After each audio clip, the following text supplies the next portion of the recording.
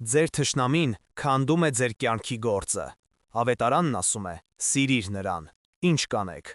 Կա մի ծեր վարպետ, որի ընտանիքը սերունդներ շարունակ քարին հոգի է տվել, բայց մի գիշեր նրա թշնամին մուրճերով մարդկանց է ուղարկում։ Նրանք ջարդուփուշուր են անում ոչ թե սովորական քար, այլ այն միակ խաչքարը, որի վրա աշխատել էր նրա հանգուցյալ հայրը։ Մարմարի բեկորները դառնում են նրա սեփական հոգու բեկորները։ Այս պատմության մեջ դուք կտեսնեք, թե ինչպես է այս մարդը, հասնելով եզրագծին, կանգնում վրեժի և ներման միջև։ Բայց ամենակարևորը, մենք ցույց կտանք, թե ինչպես է նրա թշնամու դեմ կայացրած անսպասելի որոշումը բացում մի դուռ, որը փակ էր 15 տարի, և ինչպես է անիծված թվացող իրավիճակը վերածվում անսպասելի օրհնության։ Նրա ընտրությունը կկորոշի ոչ միայն արհեստանոցի, այլև իր ընտանիքի հոգու ճակատագիրը։ Բաժանորդագրվեք հիմա և մեկնաբանություններում գրեք ձեր քաղաքը, տեսնենք քանի հոգի ենք։ Առավոտյան արևի առաջին շողերը դեռ չէին հասցրել դիպչել Արարատի ձյունապատ գագաթին, երբ մի հսկայական շինարարական կռունկի ստվերն արդեն սողոսկել էր Գևորգ վարպետի խաչքարների արհեստանոցի բակը։ 65-ամյա Գևորգը, որի ձեռքերը ծնված օրվանից կարծես քարի փոշով էին պատված, կանգնած էր իր պատի ձեռքով կառուցված արհեստանոցի դռան մոտ։ Նրա առջև, ծխախոտի թունոտ ծուխն օղակ-օղակ բաց թողնելով, կանգնած էր Տիգրանը, մի քառակուսի դեմքով, սառը աչքերով տղամարդ, ում թանկարժեք կոստյումը անհեթեթ էր թվում այս փոշոտ ու սրբազան վայրում։ Նրա կողքին լուռ կանգնած էին երկու հաղթանդամ տղաներ, որոնց դատարկ հայացքները ոչ մի լավ բան չէին խոստանում։ Դիմացի հողակտորում, որտեղ տասնամյակներ շարունակ ծիրանի այգին էր, հիմա դեղին բուլդոզերն էր փորում հողը, կարծես բաց վերք լիներ երկրի մարմնի վրա։ Գևորգ պապի, վերջին անգամ եմ կրկնում, ձայնի մեջ մետաղական նոտաներով ասաց Տիգրանը, այս խրճիթի տեղում իմ նոր շենքի ստորգետնյա կայանատեղին է լինելու, լավ գին եմ առաջարկում, վերցրու գումարը ու գնա քո Աստծո հետ խոսա, թե չէ շուտով ես եմ քեզ նրա մոտ ուղարկելու։ Գևորգի բռունցքներն այնպես սեղմվեցին, որ եղունգները խրվեցին ափի մեջ։ Նրա հայացքը սահեց դեպի արհեստանոցի խորքում կանգնած անավարտ խաչքարը, որին նուրբ զարդանախշերի վրա իր հանգուցյալ հայրն էր աշխատել կյանքի վերջին ամիսներին։ Այստեղը իմ կյանքն է, Տիգրան, խրպոտ ձայնով պատասխանեց նա, յուրաքանչյուր բառը կշռադատելով։ Այս քարերը իմ ընտանիքի աղոթքն են։ Դուք փողի հոտից բացի ուրիշ հոտ չեք առնում, սա չի վաճառվում, իսկ իմ Աստծո հետ ես առանց քո միջնորդության էլ կխոսեմ։ Տիգրանը ծխախոտի մնացորդը գցեց գետնին և տրորեց իր փայլուն կոշիկի տակ, կարծես Գևորգի արժանապատվությունը լիներ։ Ուրեմն պատերազմ կլինի, ծերուկ, իսկ պատերազմում ես երբեք չեմ պարտվում։ Նա շրջվեց և իր թիկնապահների հետ ուղղվեց դեպի իր սև փայլուն ամենագնացը։ Հենց այդ պահին տնից դուրս եկավ Գևորգի դուստրը, 38-ամյա Անին։ Նրա ձեռքին սուրճի սկուտեղ էր, իսկ դեմքին այն հոգնածությունը, որը տարիների ընթացքում դարձել էր նրա մշտական ուղեկիցը։ Հայրիկ, խնդրում եմ, մի լարվիր, ասաց նա, տեսնելով հոր քարացած դեմքը։ Պարոն Տիգրան, գուցե մի բաժակ սուրճ խմենք, հանգիստ խոսենք, մի լուծում կգտնենք։ Տիգրանը ծխախոտի մնացորդը գցեց գետնին և տրորեց իր փայլուն կոշիկի տակ, կարծես Գևորգի արժանապատվությունը լիներ։ Ուրեմն պատերազմ կլինի, ծերուկ, իսկ պատերազմում ես երբեք չեմ պարտվում։ Նա շրջվեց և իր թիկնապահների հետ ուղղվեց դեպի իր սև փայլուն ամենագնացը։ Հենց այդ պահին տնից դուրս եկավ Գևորգի դուստրը, 38-ամյա Անին։ Նրա ձեռքին սուրճի սկուտեղ էր, իսկ դեմքին այն հոգնածությունը, որը տարիների ընթացքում դարձել էր նրա մշտական ուղեկիցը։ Հայրիկ, խնդրում եմ, մի լարվիր, ասաց նա, տեսնելով հոր քարացած դեմքը։ Պարոն Տիգրան, գուցե մի բաժակ սուրճ խմենք, հանդիստ խոսենք, մի լուծում կգտնենք։ Տիգրանը նույնիսկ չշրջվեց։ Քո հոր հետ խոսելու բան չմնաց, նետեց նա ուսի վրայով, մեկ շաբաթ ժամանակ ունի իր իրերը հավաքելու, հետո իմ բուլդոզերները կգտնեն լուծումը։ Մեքենան տեղից պոկվեց, թողնելով փոշուամպ և չայրված բենզինի գարշահոտություն։ Անին նայեց հորը։ Նա գիտեր, որ Տիգրանի սպառնալիքը պարզապես արթնացրել էր հին, ավելի խորը վերքը։ 15 տարի առաջ նրա կրտսեր որդին Լևոնը նույնպիսի արհամարհանքով էր շրջվել ու հեռացել, ոչ թե կայանատեղի, այլ ազատ կյանքի հետևից։ Նա գնացել էր օտար երկրներ, թողնելով իրենց, իր արմատները, իր հոր արհեստը։ Այդ օրվանից Գևորգի սիրտը սկսել էր քարանալ։ Նա իր որդուն դավաճան էր համարում և արգելել էր նույնիսկ նրա անունը տալ իր տանը։ Մեկը դրսից է ուզում քանդել իմ տունը, կիսաձայն փսփսաց Գևորգը, ավելի շատ ինքն իրեն խոսելով, քան դստերը, մյուսը ներսից քանդեց, ինձ համար նրանք երկուսն էլ նույնն են։ Հաջորդ օրը, երբ Գևորգն իր երիտասարդ աշակերտի 18-ամյա Վարդանի հետ փորձում էր նոր խաչքարի վրա առաջին գծերն անել, փողոցից լսվեց անվադողերի սուր ճռինչ և ուժեղ հարվածի ձայն։ Նրանք դուրս վազեցին։ Մի հսկայական բեռնատար, իբր թե կառավարումը կորցրել էր, հետընթացով մխրճվել էր արհեստանոցի հին, քարե պարսպի մեջ, քանդելով մի մեծ հատված։ Ղեկին նստած վարորդը, մի տհաճ տեսքով երիտասարդ, դուրս եկավ ձեռքերը տարածելով։ «Վայ, ներողություն, հարգելիս, արգելակները չբռնեցին»։ Գևորգը նայեց նրա աչքերի մեջ և այնտեղ տեսավ ոչ թե զղջում, այլ թաքնված ծաղր։ Նա մոտեցավ և բռնեց վարորդի օձիքից։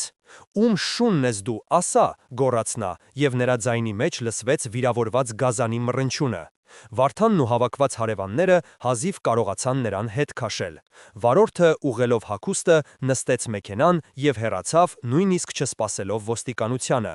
Գևորգը կանգնած էր փլված պատի առաջ, և նրա ձեռքերը դողում էին անզոր զայրույթից։ «Հայրիկ, սա նախազգուշացում է», շշնջաց Անին մոտենալով։ «Նա չի կանգնի, պետք է մի բան անել»։ «Եվ կանեմ», կտրուկ պատասխանեց Գևորգը։ «Նա ուզում է պատերազմ, կստանա պատերազմ»։ Այդ երեկո տանը լարված լռություն էր տիրում։ Գևորգը նստած էր սենյակի անկյունում, նայելով պատից կախված Քրիստոսի ամենակալ սրբապատկերին, բայց նրա աչքերը չէին տեսնում։ Նրա մտքում միայն վրեժի ծրագրեր էին հյուսվում։ Հեռախոսի զանգը սթափեցրեց նրանց։ Անին վերցրեց լսափողը։ «Այո, տեր հայր, բարև ձեզ, այո, հայրիկս տանն է»։ Նա լսափողը մեկնեց Գևորգին։ «Տեր Վարդանն է, մեր քահանան»։ Գևորգը դժկամությամբ վերցրեց լսափողը։ «Լսում եմ, տեր հայր»։ «Գևորգ, եղբայր իմի Քրիստոս», լսվեց քահանայի հանգիստ ու խորը ձայնը։ «Լսեցի պատահածի մասին, սիրտս ցավեց։ Գիտեմ, որ հիմա քո հոգին փոթորկված է, բայց հիշիր, որ ամենաամուր քար այն չէ, որը չի կոտրվում, այլ այն, որը դրված է հավատքի հիմքի վրա։ Այս կիրակի եկեղեցում պատարագից հետո հատուկ աղոթք ենք անելու, և ավետարանի ընթերցանությունը հենց հայրերի ու որդիների, ներման ու վերադարձի մասին է լինելու, սպասում եմ քեզ ու Անիին։ Գևորգը լուռ լսում էր։ Ներում։ Ինչպիսի անհեթեթ բառ էր թվում այդ պահին։ Նա ուզում էր պատասխանել, որ ինքը ներելու ոչինչ չունի, որ իրեն պետք է ոչ թե աղոթք, այլ ուժ թշնամուն ջախջախելու համար։ Բայց ինչ-որ բան նրան հետ պահեց։ «Կտեսնենք, տեր հայր, կտեսնենք», միայն կարողացավ ասել նա և դրեց լսափողը։ Սիրելի եղբայրներ, եթե ուզում եք իմանալ Քրիստոսի կյանքի խորհուրդները, ապա խնդրում եմ մեկնաբանություններում գրեք ձեր անունները, որպեսզի մեր ընդհանուր աղոթքում հիշենք միմյանց։ Եվ պատասխանեք այս հարցին. ձեր կյանքում երբևէ բախվել եք մի իրավիճակի, երբ ներելը թվում էր անհնարին։ Կիրակի առավոտյան Սուրբ Սարգիս եկեղեցին լեփ-լեցուն էր։ Օդում խնկի բույրն էր սավառնում, խառնվելով մոմերի հալվող մեղրամոմի անուշահոտությանը և հավատացյալների հոգիներից բխող լուռ աղոթքներին։ Գևորգն ու Անին կանգնած էին ամբոխի մեջ, բայց Գևորգը ոչինչ չէր լսում ու տեսնում։ Նրա մտքերը դեռ փլված պարսպի մոտ էին, իսկ սրտում վրեժի կրակն էր բորբոքվում։ Երբ տեր Վարդանը բարձրացավ ամբիոն, նրա հայացքը մի պահ կանգ առավ Գևորգի վրա։ Քահանան բացեց ավետարանը, և նրա ձայնը, հանգիստ, բայց զորավոր, լցրեց գմբեթի տակ գտնվող ողջ տարածությունը։ Մի մարդ երկու որդի ուներ, և նրանցից կրտսերը հորն ասաց. «Հայր, տուր ինձ կալվածքի ինձ հասանելիք բաժինը»։ Եվ նա կալվածքը բաժանեց նրանց միջև։ Գևորգի մարմնով սարսուր անցավ։ Ամեն բառը կարծես իր մասին էր։ Նա լսում էր, թե ինչպես կրտսեր որդին հեռավոր երկրում վատնեց իր ունեցվածքը, ինչպես սովի մատնվեց և ստիպված եղավ խոզեր արածեցնել։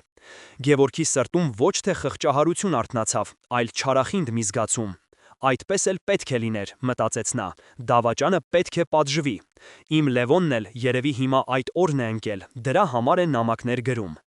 Բայց տեր Վարդանի քարոզը շեշտը դրեց ոչ թե որդու անկման, այլ հոր արձագանքի վրա։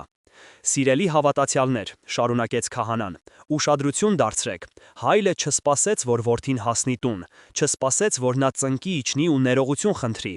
Նա տեսավ նրան հեռվից, ինչը նշանակում է, որ նա ամեն օր նայում էր ճանապարհին, նա սպասում էր։ Եվ նա վազեց։ Մի պատկերացրեք այդ տեսարանը. արևելյան մշակույթում մի մեծահասակ, պատկառելի այր երբեք չէր վազի, բայց այս հայրը մոռացավ իր արժանապատվության, իր հպարտության, իր վիրավորանքի մասին։ Նրա համար միայն մի բան էր կարևոր. իր կորած որդին վերադարձել էր։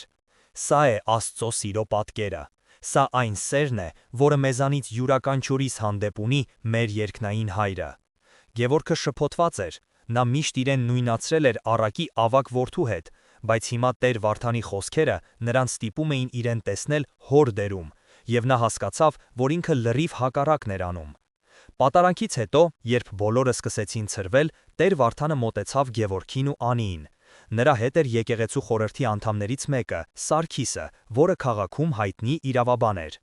Գևորգ, եղբայր, սա Սարգիսն է, ներկայացրեց Տեր Վարդանը։ Նա լսել է քո խնդրի մասին և ուզում է անշահախնդիր օգնել։ Նա կարծում է, որ Տիգրանի գործողություններում կան բազմաթիվ անօրինական կետեր։ Սարգիսը, միջին տարիքի, խելացի հայացքով մարդ, սեղմեց Գևորգի ձեռքը։ Վարպետ Գևորգ, ձեր արհեստանոցը մեր քաղաքի պատմության մի մասն է, մենք թույլ չենք տա, որ փողի քաղց ունեցող մեկը ոչնչացնի այն։ Ես կուսումնասիրեմ բոլոր փաստաթղթերը, մենք կպայքարենք օրենքի դաշտում։ Այս անսպասելի օգնությունը մի փոքր հույսի շող ներշնչեց Գևորգի սիրտը։ Նա զգաց, որ մենակ չէ իր պայքարում։ Գուցե Տեր Վարդանի խոսքերում ճշմարություն կար, գուցե Աստված իրեն չէր լքել։ Նա պայքարը տեղափոխում էր մեկ այլ հարթություն՝ ուժի դիմակայությունից դեպի օրենքի և արդարության դաշտ։ Սակայն նրա սրտի խորքում մի հարց դեռ անպատասխան էր մնում. եթե նույնիսկ օրենքով հաղթի Տիգրանին, կկարողանա արդյոք հաղթել իր սեփական սրտում բուն դրած ատելությանը։ Այդ երեկո Գևորգի տան դուռը թաքեցին։ Շեմին կանգնած էր նրա կրտսեր եղբայրը Վահանը, որը 20 տարի առաջ տեղափոխվել էր քաղաքի մյուս ծայրը և հազվադեպ էր գալիս։ Վահանը միշտ եղել էր ավելի գործնական, ավելի երկրային մարդ։ Նա լսել էր եղբորը պատուհասած դժբախտության մասին և եկել էր իր օգնությունն առաջարկելու։ Սեղանի շուրջ, որտեղ ընթրիքը սարում էր, նա լսեց Գևորգի պատմածը, լսեց նաև իրավաբան Սարգսի առաջարկի մասին։ Իրավաբան, քմծիծաղ տվեց Վահանը։ Գևորգ, դու երբ պիտի հասկանաս, որ Տիգրանի նման մարդկանց դեմ թղթերով չեն կռվում, նրանք հասկանում են միայն մեկ լեզու՝ ուժի լեզուն։ Ես ճանաչում եմ մարդկանց, ովքեր կարող են խոսել այդ Տիգրանի հետ, այնպես խոսել, որ նա մոռանա քո արհեստանոցի ճանապարհը։ Գևորգի դեմքը մռայլվեց։ Ես հանցագործ չեմ, Վահան, ես իմ արդարությանը կհասնեմ օրենքով։ Օրենքը թույլերի համար է, կտրուկ պատասխանեց Վահանը։ Մինչև քո իրավաբանը թրթերը դասավորի, Տիգրանը քո տունը գետնին կհավասարեցնի։ Դու պետք է հարվածես առաջինը և հարվածես ցավոտ։ Անին, որը լուռ լսում էր նրանց, չդիմացավ։ Հորեղբայր, մենք քրիստոնյա մարդիկ ենք, ավետարանն ասում է՝ մի հատուցեք չարի դիմաց չարով։ Վահանը ծիճաղեց։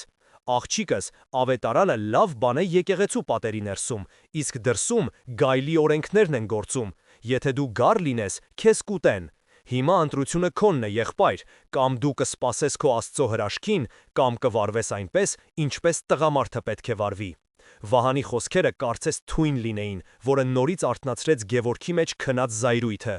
Ընտանիքը բաժանվել էր երկու ճամբարի։ Մի կողմում Անին էր իր հավատքով, մյուս կողմում Վահանը իր ռեալիստական լուծումներով։ Իսկ Գևորգը կանգնած էր մեջտեղում, երկու ճանապարհների խաչմերուկում։ Մեկը տանում էր դեպի դժվար, անհայտ, բայց հավատքով լուսավորված արահետ, մյուսը դեպի հեշտ թվացող, բայց մթությամբ ու բռնությամբ լի ճանապարհ։ Գիշերը Գևորգը չկարողացավ քնել, նա դուրս եկավ բակ։ Լուսնի լույսի տակ փլված պարիսպը սևին էր տալիս, հիշեցնելով իր անզորության մասին։ Նա մտավ արհեստանոց և նստեց իր հոր հին աթոռին։ Նրա հայացքն ընկավ դարակին դրված հին կաշեկակազմ աստվածաշնչին։ Դա իր մոր աստվածաշնչն էր։ Նա վերջրեց գիրքը, փչեց վրայի փոշին և բացեց։ Էջերը դեղնել էին ժամանակից։ Նրա մատները կանգ առան Ղուկասի ավետարանի վրա, հենց այն էջին, որտեղ անառակ որդու առակն էր։ Նա սկսեց կարդալ, բայց այս անգամ նա կարդում էր ոչ թե Տեր Վարդանի ձայնով, այլ իր սեփական սրտի ձայնով։ Նա կարդում էր դանդաղ, ամեն բառի վրա խորհելով։ Հայրը տեսավ նրան ու գթաց։ Գթաց։ Ոչ թե զայրացավ, ոչ թե մեղադրեց, այլ գթաց։ Նա հասկացավ իր որդու ցավը, նրա կորուստը, նրա ամոթը։ Եվ, վազելով գնաց, ընկավ նրա վզին ու համբուրեց նրան։ Այս տողը հարվածեց Գևորգին կայծակի պես։ Հայրը չսպասեց ներողության։ Նա չպահանջեց բացատրություններ։ Նա չասաց. «Ես քեզ զգուշացրել էի»։ Նա պարզապես գրկեց իր որդուն։ Նրա սերը պայմանավորված չէր որդու արժանիքներով։ Դա անպայման, անսահման, աստվածային սեր էր։ եւ հանկարծ Գևորգը հասկացավ. առակը միայն Լևոնի մասին չէր, առակը նաև իր մասին էր, բայց ոչ թե որպես ավագ որդի, այլ որպես հայր, որը ձախողվել էր։ Նա չէր վազել, նա դուռն էր փակել, նա սպասում էր ոչ թե իր որդու վերադարձին, այլ նրա կործանմանը, որպեսի իր արդարացի զայրույթը հաստատվեր։ Այս գիտակցումը ճեղքեց նրա սրտի քարե պատյանը։ Նա հասկացավ, որ այն ատելությունը, որը նա տածում էր Տիգրանի հանդեպ, եւ այն դառնությունը, որը նա պահում էր իր որդու դեմ, նույն մթության երկու տարբեր դրսևորումներն էին։ Նա չէր կարող ընտրողաբար ներել, նա չէր կարող Աստծուն ասել. «Տեր, օգնիր ինձ Տիգրանի դեմ պայքարում, բայց Լևոնին ես երբեք չեմ ների»։ Ներումը կամ ամբողջական է, կամ գոյություն չունի։ Այդ գիշեր Գևորգի արհեստանոցը դարձավ նրա Գեթսեմանի պարտեզը։ Նա ծնկի իջավ կոտրված խաչքարի առաջ, բայց այս անգամ ոչ թե զայրույթից, այլ զղջումից։ Նա լաց էր լինում իր քար սրտության, իր հպարտության, իր կուրության համար։ Նա աղոթում էր։ Տարիների մեջ առաջին անգամ նրա աղոթքը ոչ թե պահանջ էր, այլ խնդրանք։ Տեր, շշնջում էր նա, ների՛ր ինձ։ Ես մտածում էի, թե ավագ որդին եմ, բայց ես պարզապես քարացած սրտով հայր էի։ Սովորեցրու ինձ ներել, ինչպես դու ես ներում։ Առավոտյան, երբ արևը նոր էր ծագում, Գևորգը որոշում կայացրեց։ Նա գիտեր, որ դա անմտություն է, որ եղբայրը Վահանը կծիծաղեր նրա վրա, իսկ դուստրը Անին կանհանգստանար, բայց նա զգում էր, որ պետք է դա անի։ Նա մտավ արհեստանոց, վերցրեց ամենափոքր, բայց ամենանուրբ զարդանախշերով խաչքարերից մեկը, որը նախատեսված էր մկրտության նվերի համար, փաթաթեց այն սպիտակ կտորի մեջ եւ դուրս եկավ փողոց։ Նրա քայլերը վստահ էին, թեև սիրտը բաբախում էր կատաղի արագությամբ։ Նա գնում էր դեպի թշնամու որջը, Տիգրանի շքեղ գրասենյակը, որը գտնվում էր քաղաքի կենտրոնում իր իսկ կառուցած փայլուն ապակե շենքերից մեկի վերջին հարկում։ Տիգրանի քարտուղարուհին մի երիտասարդ աղջիկ զարմացած նայեց քարի փոշով պատված հագուստով ծերունուն։ «Պարոն Տիգրանը զբաղված է», ասաց նա սառը տոնով։ «Ասա, որ Գևորգ վարպետն է եկել», հանգիստ պատասխանեց Գևորգը։ Մի քանի րոպե անց աղջիկը դուրս եկավ եւ զարմացած հայացքով ասաց, որ կարող է ներս մտնել։ Տիգրանը նստած էր իր հսկայական սեղանի հետևում։ Նրա գրասենյակի պատուհանից ամբողջ քաղաքը երևում էր, կարծես խաղալիք լիներ։ Նա չբարձրացրեց գլուխը թղթերից։ «Ինչ ես ուզում, ծերուկ, եկել ես խնդրելու, ուշ է»։ Գևորգը լուռ մոտեցավ սեղանին եւ զգուշությամբ դրեց կտորի մեջ փաթաթված խաչքարը։ Նա բացեց կտորը։ Քարի վրա արևի շողն ընկավ, լուսավորելով խաղողի ոգկույզի նուրբ քանդակը։ «Սա քեզ համար է», ասաց Գևորգը, եւ նրա ձայնը չդողաց։ «Թող Աստված օրհնի քո աշխատանքը եւ քեզ իմաստություն տա, տարբերելու այն, ինչ կարելի է քանդել, նրանից, ինչը պետք է կառուցել»։ Տիգրանը վերջապես բարձրացրեց գլուխը։ Նրա հայացքում զարմանք կար, որը շուտով փոխարինվեց արհամարհանքով։ Նա վերցրեց փոքրիկ խաչքարը, մի պահ պտտեց ձեռքերի մեջ, կարծես գնահատում էր դրա շուկայական արժեքը, ապա, առանց խոսք ասելու, շրջվեց եւ այն նետեց սեղանի տակ դրված աղբամանի մեջ։ Քարի մետաղին դիպչելու չոր ձայնը լռության մեջ որոկի պես հնչեց։ «Ինձ քո քարերը պետք չեն», ասաց նա, նայելով Գևորգի աչքերի մեջ։ «Ինձ քո հողն է պետք, իսկ հիմա դուրս գնա այստեղից, դու խանգարում ես ինձ աշխատել»։ Գևորգը կանգնած էր քարացած։ Նա սպասում էր ամեն ինչի, բղավոցների, սպառնալիքների, բայց ոչ այսպիսի սառը, նվաստացուցիչ անտարբերության։ Նա զգաց, թե ինչպես է այտերն այրում ամոթի կարմիրը։ Նա շրջվեց եւ դանդաղ քայլերով դուրս եկավ գրասենյակից։ Նրա հոգին ջախջախված էր։ Նրա առաջին միամիտ փորձը կիրառելու Քրիստոսի խորհուրդը ավարտվել էր ամբողջական ձախողմամբ եւ նվաստացումով։ Տուն վերադառնալով նա փակվեց արհեստանոցում։ Անին դուռը թակեց, բայց նա չպատասխանեց։ Նա նստած էր կոտրված խաչքարի մոտ եւ զգում էր իրեն ճիշտ այդ քարի պես, երկու մասի բաժանված։ Մի մասը ցանկանում էր մոռանալ ամեն ինչ, զանգել եղբորը Վահանին եւ ասել. «Դու ճիշտ էիր, եկ, լուծենք այս հարցը քո ձևով»։ Մյուս մասը սակայն չէր հանձնվում։ Նա հիշում էր անառակ որդու հորը։ Արդյոք նա կհանձնվեր, եթե որդինը առաջին անգամ դուռը չբասեր։ Ոչ, նա կշարունակեր սպասել։ Գևորգը հասկացավ, որ «Սիրիր թշնամուդ» պատվիրանը մեկանգամյա գործողություն չէ, դա ճանապարհ է, մարաթոն, որտեղ ամեն քայլը պահանջում է համբերություն եւ հավատք։ Նրա առաջին քայլը ձախողվել էր, բայց դա դեռ վերջը չէր։ Երեկոյան նրան այցելության եկավ Տեր Վարդանը։ Նա լսեց Գևորգի պատմությունը և նրա դեմքին ոչ թե զարմանք, այլ խորը կարեկցանք կար։ Գևորգ, եղբայր, ասաց նա մեղմորեն, դու մտածում ես, որ ձախողվել ես, բայց իրականում դու հենց նոր ես սկսել հասկանալ Քրիստոսի խորհրդի խորությունը։ Դու նվեր տվեց ոչ թե նրա համար, որ նա փոխվի, այլ քո սեփական սիրտը փոխելու համար։ Այդ խաչքարը սերմ էր, որը դու ցանեցիր քարքարոտ հողի մեջ, գուցե այն երբեք չծլի Տիգրանի սրտում, բայց այն արդեն ծլարձակել է քո սեփական հոգում։ Քո խնդիրը Տիգրանին փոխելը չէ, այլ թույլ չտալ, որ Տիգրանը փոխի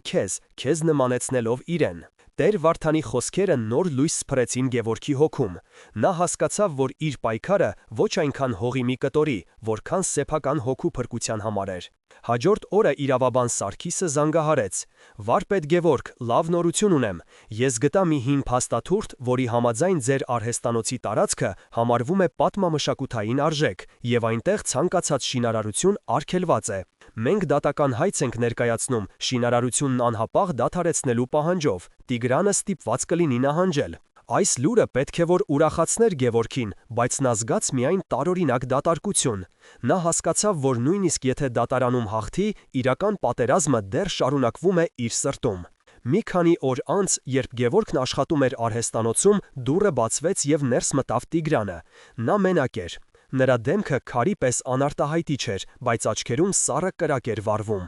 «Դու ինձանից խելացի գտնվեցիր ծերուկ», ասաց նա, «դու ինձ թակարդը գցեցիր, բայց սա դեռ վերջը չէ։ Դու կհաղթես այս ճակատամարտում, բայց պատերազմը ես եմ հաղթելու, դու դեռ կզղջաս, որ ծնվել ես»։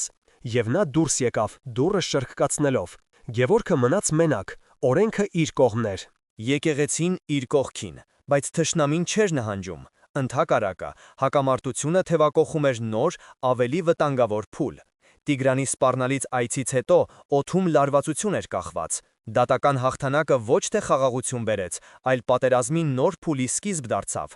Տիգրանը հասկացավ, որ բացահայտ ուժով չի կարող հաղթել, և դիմեց ավելի նենգ ու կեղտոտ զենքի՝ զրպարտությանը։ Մի քանի օր անց տեղական քիչ հայտնի թերթերից մեկի առաջին էջում հայտնվեց մի մեծ հոդված՝ «Խաչի անվան տակ թաքնված խաբեբաները» վերնագրով։ Հոդվածում, առանց անուններ տալու, բայց պարզ ակնարկներով, պատմվում էր մի ծեր խաչքարագործի մասին, որը, օգտագործելով իր իբր թե պատմական արժեք ներկայացնող արհեստանոցը, խոչընդոտում է քաղաքի զարգացմանը, շանտաժի է ենթարկում բարեխիղճ շինարարներին, նրանցից հսկայական գումարներ պահանջելով։ Ավելին, հոդվածում ակնարկվում էր, թե իբր նրա որդին, որը տարիներ առաջ խորհրդավոր կերպով անհետացել էր, իրականում փախել է, իր հետ տանելով հոր անօրինական գործարքներից ստացված գումարները։ Այս սուտը թունավոր սարդի ոստայնի պես սկսեց տարածվել փոքր քաղաքում, որտեղ բոլորը բոլորին ճանաչում էին, և բամբասանքն ավելի արագ էր տարածվում, քան լույսը։ Հաջորդ առավոտ, երբ անի գնաց թաղամասի շուկա, նա զգաց, որ ինչ-որ բան փոխվել է։ Մարդիկ, որոնք երեկ նրան ժպիտով էին ողջունում, այսօր խուսափում էին նրա հայացքից, ոմանք էլ թիկունքում սկսում էին շշնջալ։ Նրա մշտական կանաչի վաճառողը, տիկին Հասմիկը, որի հետ նրանք տարիներ շարունակ բարեկամություն էին անում, ձևացրեց, թե չի նկատում իրեն։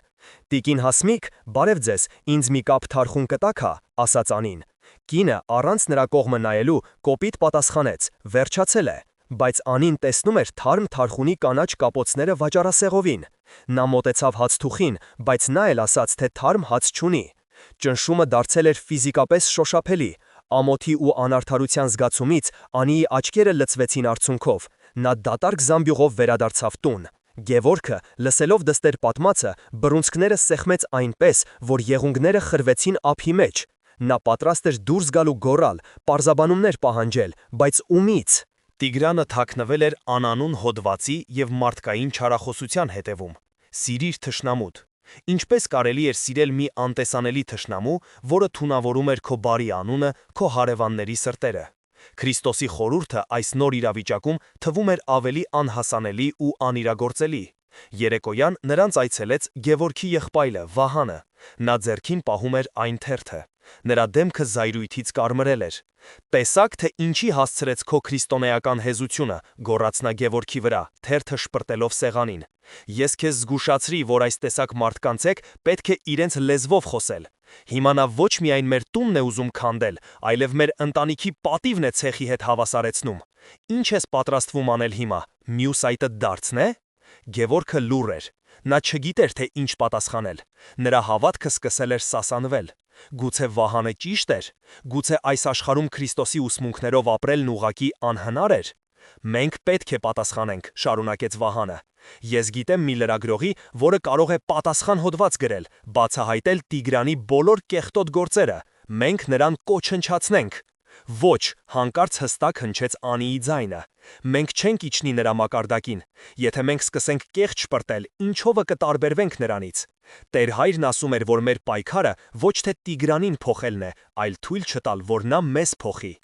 Դուք երկուսդ էլ խելագարվել եք, բղավեց Վահանը։ Ձեր եկեղեցին ձեր ուղեղները լվացել է։ Մինչ դուք ձեր հոգու փրկության մասին եք մտածում, այս աշխարհում ձեզ ոտքերի տակ կտան ու կանցնեն։ Եթե դուք պատրաստ չեք պայքարելու, ես ինքս կանեմ դա։ Նա դուռը շխրքացնելով դուրս եկավ, թողնելով Գևորգին ու Անիին իրենց կասկածների եւ վախերի հետ մենակ։ Այդ գիշեր Գևորգը երազ տեսավ։ Նա կանգնած էր իր արհեստանոցի մեջ, բայց այն դատարկ էր եւ սառը։ Պատերից կախված էին ոչ թե գործիքներ, այլ թերթերի կտորտանքներ, որոնց վրա գրված էին խաբեբա, դավաճան, շանտաժիստ բառերը։ Հանկարծ դուռը բացվեց եւ ներս մտավ իր հանգուցյալ հայրը։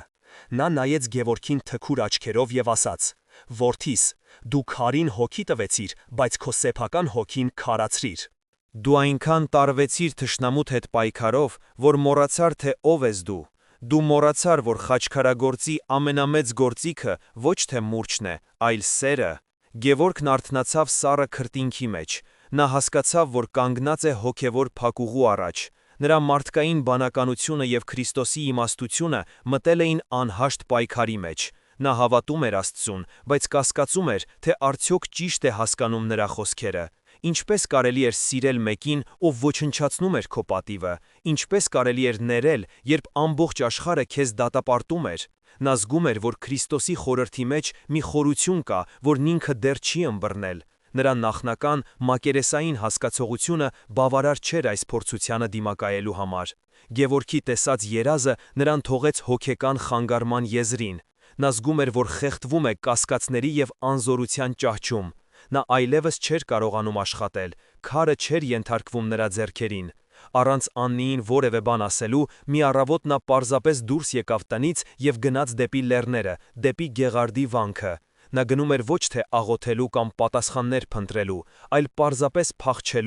փախչելու իր մտքերից, իր թշնամուց, իր սեփական անկարողությունից։ Նա մի քանի օր անցկացրեց վանքի հյուրատան փոքրիկ քարե խցում։ Նա չէր խոսում ոչ ոքի հետ, չէր մասնակցում ժամերգություններին։ Նա պարզապես նստում էր վանքի բակում, ժայռի հետ փորված եկեղեցու մուտքի մոտ եւ նայում էր դատարկությանը։ Նրա հոգին լուր էր, բայց այդ լռությունը ոչ թե խաղաղության, այլ հուսահատության լռություն էր։ Նա հասել էր իր հոգևոր ճանապարհի ամենաստորին կետին։ Նա զգում էր, որ Աստված լքել է իրեն, որ Քրիստոսի խորհուրդը գեղեցիկ, բայց անիրագործելի հեքիաթ է։ Մի անձրևոտ օր, երբ նա նստած էր ծածկի տակ, նա տեսավ մի տեսարան, որը պետք է փոխեր ամեն ինչ։ Վանքի բակում մի քանի տղաներ քարկոծում էին մի թափառական շան։ Կենդանին վախից պոչը տակն առած ճվճվում էր ցավից։ Վանքի ծեր վանականներից մեկը, հայր Աբրահամը, դանդակ դուրս եկավ իր խցից։ Նա ոչինչ չասաց տղաներին, նա պարզապես մոտեցավ, վերցրեց գետնից ամենամեծ քարը, որը տղաներից մեկը նոր էր նետել շան վրա, եւ զգուշությամբ տարավ այն դեպի վանքի կիսավեր պարսպի մոտ։ Այնտեղ, որտեղ պատի հիմքում մի մեծ ճեղքված կար, նա խնամքով դրեց այդ քարը, ամրացնելով թույլ հիմքը։ Նա վերցրեց մյուս քարերը եւ մեկ առ մեկ սկսեց դրանք դնել պատի հիմքում։ Տղաները, ամաչելով իրենց արարքից, լուռ հեռացան։ Շունը, զգալով, որ վտանգն անցել է, մոտեցավ վանականին եւ քսվեց նրա ոտքերին։ Գևորգը շունչը պահած հետևում էր այս տեսարանին։ Եվ հանկարծ կայծակի պես մի միտք խոցեց նրա ուղեղը։ Մի միտք այնքան պարզ եւ միևնույն ժամանակ այնքան խորը, որ նա ֆիզիկապես ցնցվեց։ Սիրիր թշնամուդ։ Նա միշտ կարծել էր, թե դա նշանակում է пассив կերպով հանդուրժել չարիքը, ներել ու մոռանալ, մյուս այտը դարձնել։ Բայց ծեր վանականի արարքը նրան ցույց տվեց բոլորովին այլ բան։ Վանականը չպատասխանեց չարությանը չարությամբ, նա հետ չնետեց քարը տղաների վրա։ Բայց նա նաև անտարբեր չմնաց։ Նա վերցրեց չարության գործիքը, քարը և այն վերածեց արարչագործության գործիքի։ Նա վերցրեց ավերող էներգիան և այն ուղղեց դեպի շինարարություն։ Նա վերցրեց հարվածը և այն վերահասցեագրեց, դրանով ամրացնելով թույլ հիմքը։ Այսինքն, սիրիր թշնամուդ չի նշանակում թույլ տալ, որ նա քանդի քո տունը։ Դա նշանակում է վերցնել այն քարերը, որոնք նա նետում է քեզ վրա, և դրանցով կառուցել ավելի ամուր, ավելի բարձր տուն։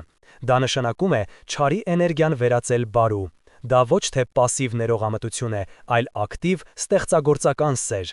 Այս գիտակցումից Գևորգի աչքերից արցունքներ հոսեցին։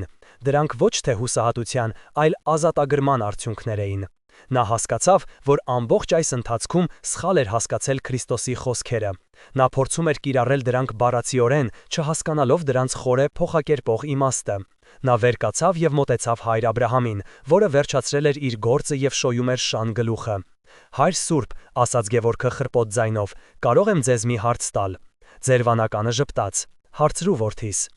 Ինչու դուք քարը հետ չնետեցիք տղաների վրա, նրանք չարիք էին գործում։ Հայր Աբրահամը նայեց նրան իր իմաստուն, խաղաղ աչքերով։ Որովհետև եթե ես քարը հետ նետեի, աշխարհում կլիներ մեկ չարություն և երկու քար։ Իսկ հիմա աշխարհում կա մեկ չարություն, բայց մեկ ամուր հիմք։ Քրիստոս մեզ չի կանչում պայքարելու մթության դեմ, մթություն ստեղծելով։ Նա մեզ կանչում է լույս վառելու։ Իսկ լույսը չի պայքարում մթության դեմ, այն պարզապես լուսավորում է, և մթությունը նահանջում է։ Այդ պահին Գևորգի համար ամեն ինչ պարզ դարձավ։ Նրա բոլոր նախորդ փորձերը, խաչքարը նվիրելը, դատարան դիմելը, նվաստացումը, հարևանների արհամարհանքը, այս ամենը նոր իմաստ ստացավ։ Դրանք պարտություններ չէին, դրանք այն քարերն էին, որոնք Տիգրանը նետում էր իր վրա, և որոնք ինքը պետք է սովորեր օգտագործել ոչ թե պատասխան հարվածի, այլ իր հոգևոր տան հիմքերն ամրացնելու համար։ Նա հասկացավ, որ իր խնդիրը ոչ թե Տիգրանին հաղթելն է, այլ Տիգրանի չարությունը վերածել բարու։ Բայց ինչպե՞ս։ Պատասխանը դեռ պարզ չէր, բայց ճանապարհն արդեն լուսավորված էր։ Նա գտել էր Քրիստոսի խորհրդի բանալին։ Գեղարդավանքից վերադառնալուց հետո Գևորգը ուրիշ մարդ էր դարձել։ Նրա աչքերում այլևս չկար հուսահատության ստվերը, այն փոխարինվել էր հանգիստ, բայց ամուր վճռականությամբ։ Նրա շարժումները դարձել էին դանդաղ և կշռադատված, կարծես նա իր ներսում մի անսասան կենտրոն էր գտել։ Անին առաջինը նկատեց այդ փոփոխությունը։ Նա տեսնում էր, որ հայրը ժամերով նստում է արհեստանոցում, ոչ թե աշխատելով, այլ պարզապես նայելով քարերին, կարծես նրանց հետ լուռ զրույցի մեջ լիներ։ Նա այլևս չէր կարդում թերթերը, չէր հետաքրքրվում Տիգրանի մասին լուրերով։ Նա կարծես մտել էր իր սեփական աշխարհը, որտեղ արտաքին փոթորիկներն այլևս չէին կարող հասնել իրեն։ Մի քանի օր անց կիրակնօրյա ընթրիքի ժամանակ, որին հրավիրել էր նաև իր եղբորը Վահանին, Գևորգը վերջապես խախտեց լռությունը։ Նա հանգիստ, առանց որևէ հուզականությամբ, պատմեց Գեղարդում տեսածի և իր հոգևոր հայտնության մասին, այն մասին, որ չարիքի էներգիան պետք է ոչ թե հայելային կերպով արտացոլել, այլ վերափոխել, ուղղելով այն դեպի արարում։ Վահանը լսում էր նրան, դեմքին թերահավատ ժպիտ։ Անին ընդհակառակը շունչը պահած որսում էր հոր ամեն մի բառը։ Երբ Գևորգը վերջացրեց, սենյակում մի պահ լռություն տիրեց։ Եվ ինչ, վերջապես խոսեց Վահանը, ինչ։ Ինչ ես պատրաստվում անել այդ քո փիլիսոփայությամբ, գնալ Տիգրանի գրասենյակի դիմաց ծաղիկներ տնկել։ Գևորգը նայեց նրան հանգիստ, առանց զայրույթի։ Գրեթե, ասաց նա, ես որոշում եմ կայացրել։ Տիգրանն ուզում է վերցնել մեր հողը, որպեսզի դրա վրա շքեղ շենք կառուցի իր նման հարուստների համար։ Իսկ մենք հենց մեր արհեստանոցի կողքի փոքրիկ լքված հողակտորի վրա, որը դեռ մեր պապից է մնացել, կսկսենք վերականգնել հին մոռացված Սուրբ Գևորգ մատուռը, որի ավերակները դեռ այնտեղ են։ Մենք դա կանենք մեր ձեռքերով, մեր միջոցներով, անվճար։ Մենք նրա շահույթի վայրի կողքին կստեղծենք աղոթքի վայր։ Մենք նրա աղմուկի դեմ կդնենք լռություն։ Նա քարերով քանդում է, մենք քարերով կկառուցենք։ Այս խոսքերից հետո Վահանը պարզապես պայթեց ծիծաղից։ Դու վերջնականապես խելագարվել ես, մինչ դու քո խաղալիք մատուռը կկառուցես, նա քեզ հողիդ հետ միասին կուլ կտա, սա ինքնասպանություն է։ Գուցե, հանգիստ պատասխանեց Գևորգը, բայց կա մահ, որը տանում է դեպի կյանք, և կա կյանք, որը նման է մահվան։ Ես ընտրել եմ իմ ճանապարհը։ Անին, որի աչքերը փայլում էին հիացմունքից, մոտեցավ հորը և բռնեց նրա ձեռքը։ Հայր, ասաց նա, եւ նրա ձայնի մեջ հնչում էր մի ուժ, որը Գևորգը երբեք չէր լսել։ Ես քեզ հետ եմ։ Վահանը թափ տալով ձեռքը վեր կացավ։ Դուք երկուսդ էլ հիվանդ եք, ես այս խելագարությանը չեմ մասնակցի։ Եվ նա հեռացավ։ Հաջորդ օրը Գևորգն ու Անին գնացին Տեր Վարդանի մոտ եւ պատմեցին իրենց որոշման մասին։ Քահանան երկար լսում էր նրանց, եւ նրա դեմքը գնալով լուսավորվում էր։ Գևորգ, եղբայր, ասաց նա վերջում, դու գտել ես ճանապարհը։ Դու հասկացել ես, որ քրիստոնեությունը ոչ թե պաշտպանություն է, այլ հարձակում, բայց ոչ թե սրով, այլ սիրով։ Սա հոգևոր պարտիզանական պատերազմ է, որտեղ մենք հաղթում ենք ոչ թե ուժով, այլ իմաստությամբ։ Ես ձեզ հետ եմ։ Այս կիրակի պատարակից հետո ես կհայտարարեմ մեր համայնքին այս նախաձեռնության մասին։ Իրավաբան Սարգիսը, որը նույնպես ներկա էր, սկզբում կասկածամտորեն էր լսում։ Վարպետ Գևորգ, իրավական տեսանկյունից սա ոչինչ չի փոխում։ Տիգրանը կարող է շարունակել իր դատական գործընթացները։ Թող շարունակի, պատասխանեց Գևորգը։ Նա պայքարում է հողի համար, իսկ մենք հոգիների։ Տեսնենք, թե որի հիմքերն են ավելի ամուր։ Սարգիսը մի պահ լռեց, հետո ժպտաց։ Գիտես ինչ, ես միշտ երազել եմ ոչ միայն թղթերով, այլև ձեռքերովս մի բարի գործ անել։ Ես շինարարությունից բան չեմ հասկանում, բայց կարող եմ քարեր տեղափոխել։ Հաշվեք, որ ես էլ եմ ձեզ հետ։ Այդպես սկսվեց մի շարժում, որը ոչ ոք չէր սպասում։ Գևորգի առաջին հայացքից խելագար թվացող գաղափարը սկսեց գտնել իր կողմնակիցներին։ Ոչ բոլորը, իհարկե, շատերը լսելով այդ մասին մատները քունքերին էին պտտում, ասելով, թե ծերունին վերջնականապես կորցրել է բանականությունը։ Ոմանք վախենում էին Տիգրանի վրեժից, բայց գտնվեցին նաև մարդիկ, որոնց հոգիներում Գևորգի խոսքերն արձագանք գտան։ Նրա երիտասարդ աշակերտը Վարդանը առաջինն էր, որ եկավ իր օգնությանը։ Հետո եկան մի քանի հարևաններ, որոնք ամաչում էին իրենց նախկին վարքի համար։ Եկան եկեղեցու համայնքի անդամներ, երիտասարդներ, ովքեր ոգևորված էին այս անսովոր մարտահրավերով։ Նրանք սկսեցին մաքրել լքված հողակտորը։ Նրանք քիչ էին, բայց նրանց աչքերում կրակ կար։ Նրանք գտել էին մի բան, որն ավելին էր, քան պարզապես պայքարը մի կտոր հողի համար։ Նրանք կառուցում էին ոչ միայն մատուռ, այլև հավատքի մի փոքրիկ բերդ, անարդարության եւ ցինիզմի աշխարհի կենտրոնում։ Գևորգը, տեսնելով այս մարդկանց, հասկացավ, որ իր հայտնությունը ոչ միայն իրեն էր փրկել, այլև սկսել է փոխել իր շուրջը գտնվող աշխարհը։ Մատուրի շինարարության առաջին օրը սկսվեց լուռ աղոթքով։ Գևորգը, Անին, Վարդանը, իրավաբան Սարգիսը եւ եւս մի քանի հավատարիմ մարդիկ կանգնած էին ավերակների շուրջ։ Նրանք շատ քիչ էին, բայց նրանց միավորում էր մի ընդհանուր նպատակ։ Գևորգը վերցրեց առաջին քարը եւ զգուշությամբ դրեց ապագա պատի հիմքում։ Այդ պահին նրանք լսեցին մեքենաների մոտենալու ձայնը։ Երկու սև ամենագնացներ կանգ առան հարևանությամբ, եւ դրանցից դուրս եկավ Տիգրանը իր թիկնապահների հետ։ Նա չմոտեցավ, նա պարզապես կանգնեց հեռվում, ձեռքերը խաչած եւ սկսեց դիտել դեմքին ծաղրական ժպիտ։ Նրա մարդիկ մեքենաներից հանեցին հզոր դինամիկներ եւ միացրին ականջ ծակող բարձր երաժշտություն։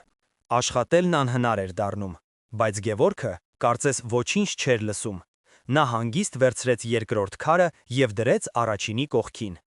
Նրա հանգստությունը փոխանցվեց մյուսներին։ Նրանք շարունակեցին աշխատել, փորձելով չնկատել աղմուկն ու հոգեբանական ճնշումը։ Տեսնելով, որ աղմուկը չի օգնում, Տիգրանն անցավ հաջորդ քայլին։ Նրա մարդիկ սկսեցին իրենց շինհրապարակից բերել շինարարական աղբ եւ լցնել այն հենց մատուրի տարածքի մոտ, ստեղծելով մի հսկայական գարշահոտ աղբակույտ։ Նրանք սկսեցին բարձրաձայն վիրավորանքներ հնչեցնել, ծաղրելով Գևորգի խելագարությունը եւ նրա փոքրաթիվ թիմին։ Տես, ծերուկը եկեղեցի է կառուցում, գոռում էր նրանցից մեկը։ Երևի ուզում է իր մեղքերը քավել, որ իր որդին փողերը գողացավ ու փախավ։ Այս խոսքերը դանակի պես խոցեցին Գևորգի սիրտը, բայց նա դեմքի արտահայտությունը չփոխեց։ Նա հիշեց հայր Աբրահամի խոսքերը. նրանք քարեր են նետում, իսկ դու դրանցով պատ կառուցիր։ Այս վիրավորանքները նույնպես քարեր էին, որոնք նետվում էին իր հոգու վրա։ Նա վերցրեց եւս մեկ քար եւ դրեց պատի մեջ։ Նրա յուրաքանչյուր շարժումը դառնում էր պատասխան, յուրաքանչյուր դրված քարը աղոթք։ Այս տեսարանը սկսեց գրավել թաղամասի բնակիչների ուշադրությունը։ Մարդիկ սկսեցին դուրս գալ իրենց տներից, հավաքվել հեռվում եւ լուր հետևել այս տարօրինակ դիմակայությանը։ Նրանք տեսնում էին մի կողմից բիրտ ուժը, աղմուկն ու կեղտը,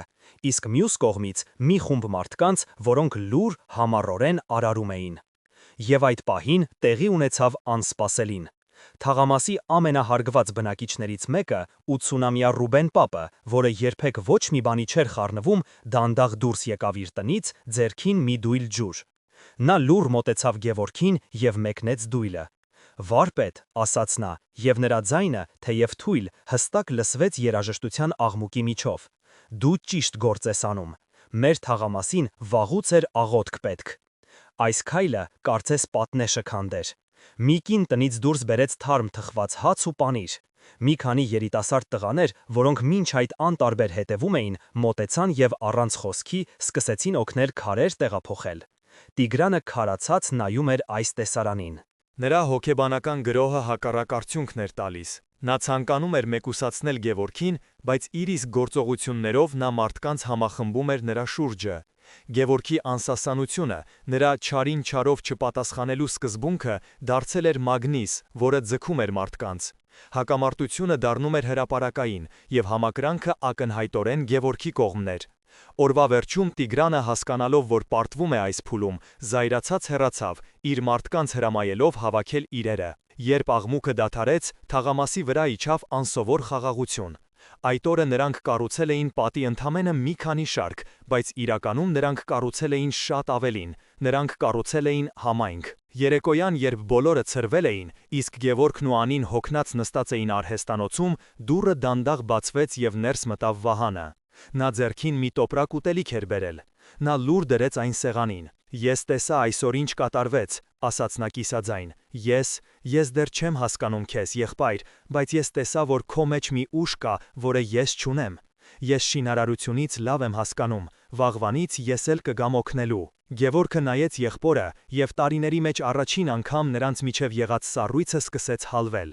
Նա հասկացավ, որ Քրիստոսի խորհրդի կիրառումը ոչ միայն փոխում է իրավիճակը թշնամու հետ, այլև բժշկում է հին վերքերը սեփական ընտանիքի ներսում։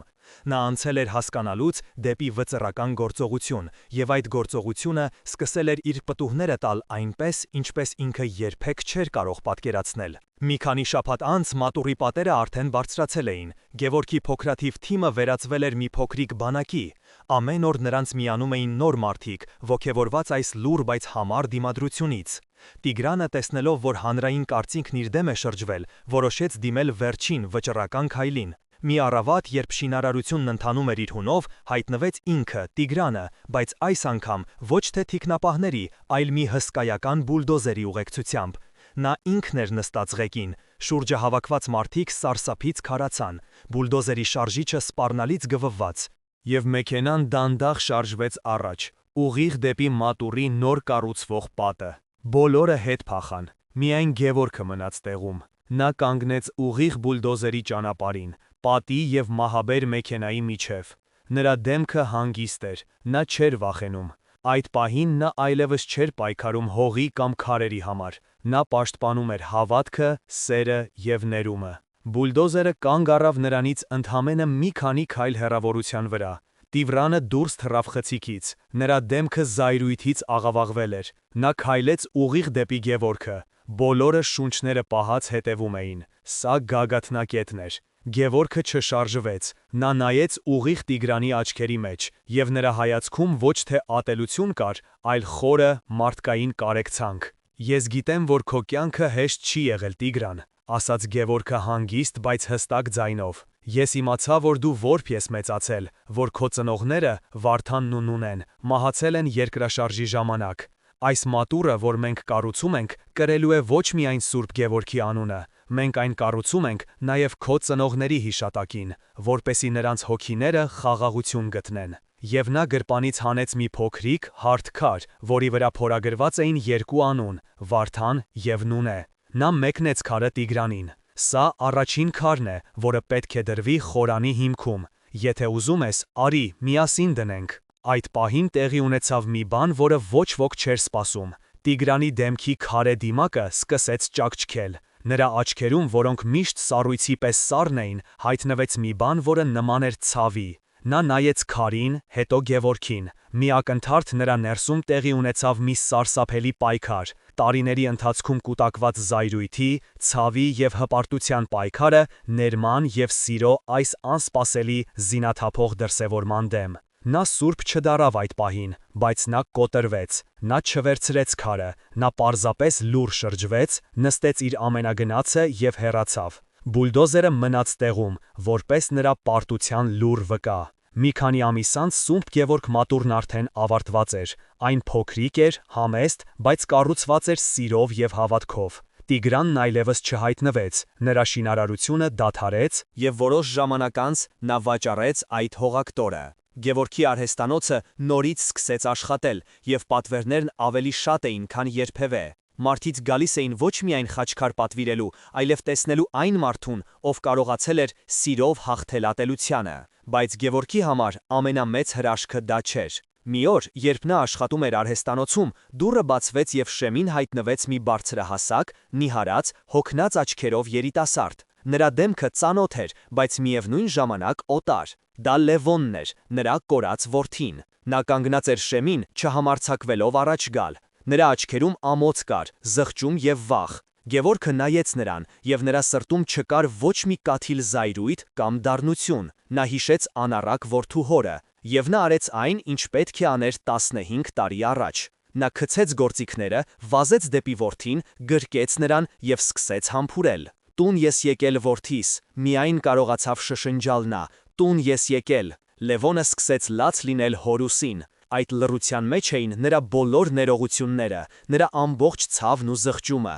Ընտանիքը վերջապես վերամիավորվեց։ Լևոնը սկսեց աշխատել հոր կողքին, սովորելով խաչքարագործության արվեստը։ Նա շատ չէր խոսում, բայց նրա ամեն մի շարժումը, քարին հարվածող մուրճի ամեն մի ձայնը լի էր հարգանքով և սիրով։ Սիրելի եղբայրներ և քույրեր, այս պատմությունը մեզ սովորեցնում է մի պարզ, բայց շատ կարևոր ճշմարտություն։ Քրիստոսի «Սիրիր թշնամուդ» խորհուրդը ոչ թե թուլության, այլ անհավանական ուժի դրսևորում է։ Դա ոչ թե պասիվ հանդուրժողականություն է, այլ ակտիվ, ստեղծագործական գործողություն, որը կարող է վերափոխել ոչ միայն մեր սիրտը, այլև մեր շուրջը գտնվող աշխարհը։ Գևորգը, հետևելով այս խորհրդին, ոչ միայն փրկեց իր արհեստանոցը, այլև վերականգնեց իր ընտանիքը, համախմբեց իր համայնքը և ամենակարևորը, գտավ իր հոգու խաղաղությունը։ Նա հասկացավ, որ մեր կյանքում ամենամեծ հաղթանակը ոչ թե թշնամուն հաղթելն է, այլ նրա մեջ մարդուն տեսնել կարողանալը։ Կիսվեք մեկնաբանություններում, թե ինչպես կկիրառեիք Հիսուսի այս խորհուրդը ձեր կյանքում,